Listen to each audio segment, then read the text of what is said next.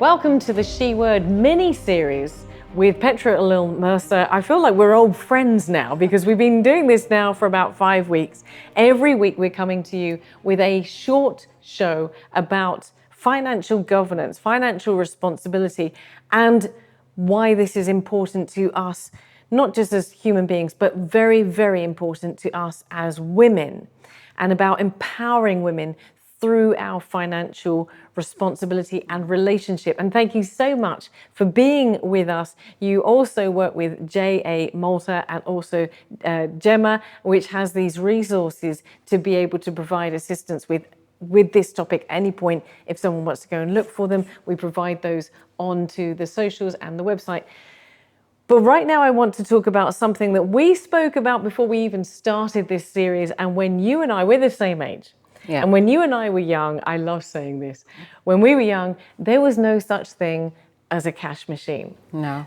I mean, online banking hadn't even been heard of. I know. Because there was no internet. So there was no online banking resources, but even before that, there wasn't even a cash machine. And I can remember when I must have been, 10 or 12 years old, the first cash machine came to our local town and we got given a cash card, and the absolute wonder of being able to pop it in, press some buttons and get cash out. It's giving me money. It's giving me money. It's free.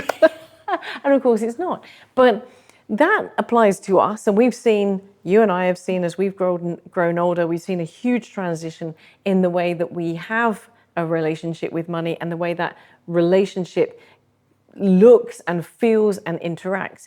But there are some people that are older that are probably not so easily able to adapt to financial resources, financial facilities that we have now. And that's the older sector of society. And of course, equally as important, the older sector of society has been doing their savings. They have their pensions. They still have to spend money. They still have to make sure that they're financially responsible and so on. How does it affect them?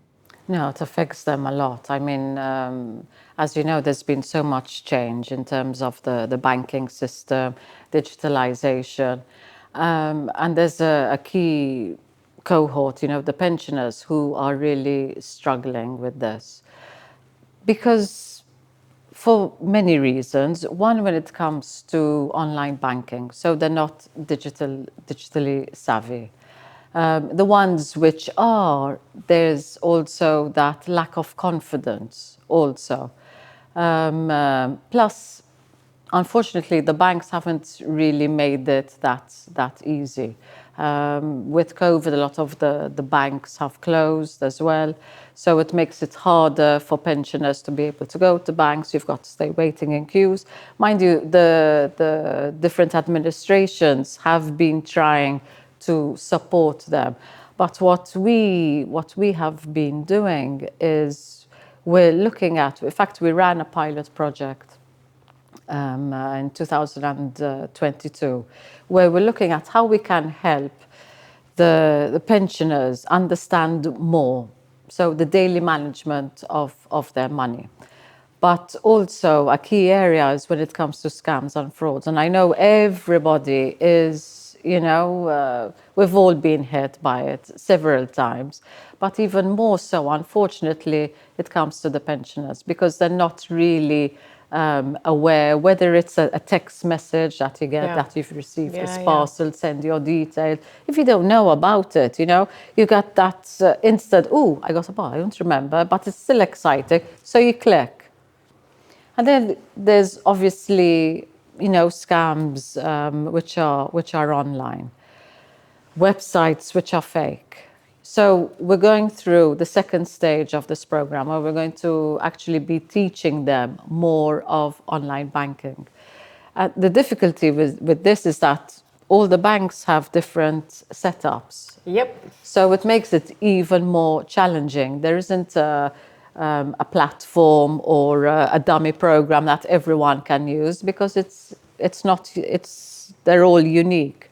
So thankfully, the banks are being really supportive, and we're going to be running this program to be able to support them even more together with the local councils, So that's a program which is actually being launched right now. So please feel free to get in touch or look at the sites to see when it's happening, because it is really a big issue. But just to add one other thing, when it comes to scams and frauds and pensioners and also people of trust, this is also another area which is really worrying, because there's been quite a lot of pensioners that unfortunately have trusted people that are taking care of them, because not everybody's got families, you know. So you've got pensioners who are alone, who could have someone who's taking care of them. Sometimes it could be a neighbor, sometimes it could be a friend or a carer that has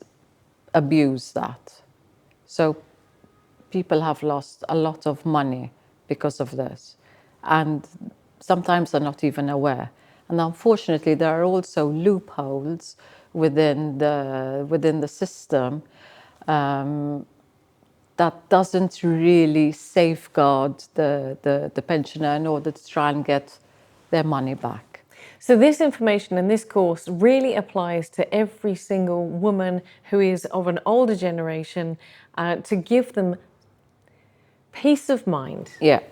And confidence when it comes to dealing with financial issues, which, let's face it, they've probably spent their whole life looking after, and suddenly found themselves in a completely different framework when it comes to finances. Thank you very much for doing that. And I'm going to look forward to speaking to you again next week when we discuss another one of these financial issues. Thank you very much indeed, Petra. Thank you. Thank you.